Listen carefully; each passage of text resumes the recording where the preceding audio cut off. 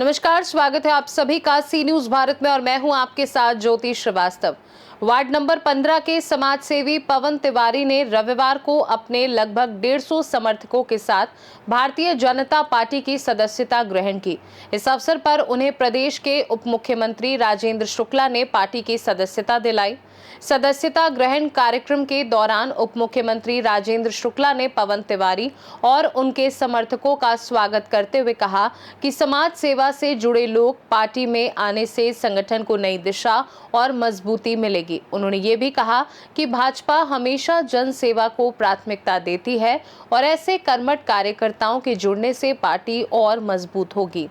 इस अवसर पर भाजपा के वरिष्ठ पदाधिकारी भी मौजूद रहे, जिनमें जिला अध्यक्ष वीरेंद्र गुप्ता, नगर निगम अध्यक्ष वेंकटेश पांडे, जिला महामंत्री उमा शंकर पटेल, जीवन लाल साकेत शामिल थे। पवन तिवारी ने कहा कि समाज सेवा के अनुभव को भाजपा के संगठन में शामिल करना उनके लिए गर्व की बात है और वे संगठन को मजबूत बनाने तथा जनहित के कार्यों में सक्रिय भूमिका निभाएंगे। सदस्यता ग्रहण करने वाले सभी कार्यकर्ताओं ने भाजपा की नीतियों और उप मुख्यमंत्री राजेंद्र शुक्ला के नेतृत्व पर विश्वास जताया और संगठन को मजबूत करने का संकल्प लिया। और उनके नेतृत्व में लगभग 100 साथियों ने भारतीय जनता पार्टी की सदस्यता ग्रहण की है और उन्होंने स्वयं ये बताया है कि भारतीय जनता पार्टी की केंद्र सरकार, राज्य सरकार जिस प्रकार से युवाओं के लिए, महिलाओं के लिए, गरीबों के लिए, किसानों के लिए ऐतिहासिक अभूतपूर्व वो काम कर रही है जिससे सभी की तरक्की सुनिश्चित हो रही है, उससे प्रभावित होकर भाजपा में शामिल हुए हैं। हम लोग उनका अभिनंदन करते हैं, उनका स्वागत किया है और सभी को यही आश्वस्त किया है कि जिस आशा विश्वास के साथ आप लोग भाजपा में आए हैं, हम सब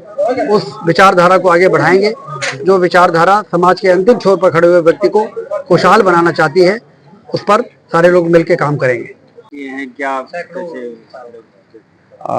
भारतीय जनता पार्टी की जो नीतियां रही हैं, उन नीतियों को लेकर के विगत कई वर्षों से भारतीय जनता पार्टी की सदस्यता के कार्यक्रम को मैं चाह रहा था, लेकिन समय ना मिल पाने की वजह से माननीय उप मुख्यमंत्री जी के द्वारा थोड़ा सा धैर्यता के लिए आश्वासन दिया गया था और ये मैंने देखा है कि धैर्य का जो परिणाम होता है वो बहुत ही अच्छा होता है। तो धैर्यता को ध्यान में रखते हुए, साल भर से इंतजार करते हुए और आज लगभग 110 लोगों के साथ मैंने भारतीय जनता पार्टी ज्वाइन की है। केंद्र से लेकर के, राज्य से लेकर के, प्रदेश स्तर से लेकर के जहां भी देखा जाए हर जगह भारतीय जनता पार्टी का कार्य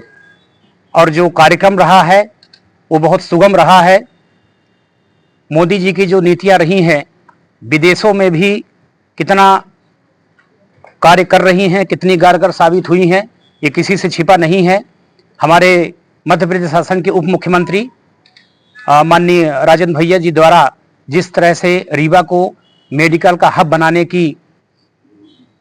दिशा और दशा दोनों में कार्य किया जा रहा है, उन्हीं सारी चीज़ों को ध्यान में रखते हुए, अच्छी नीतियों को ध्यान में रखते हुए मैंने आज भारतीय जनता पार्टी ज्वाइन किया है और मेरे साथ 110 लोग जो भी पार्टी ज्वाइन किए हैं, सभी लोगों का आभार व्यक्त करता हूं।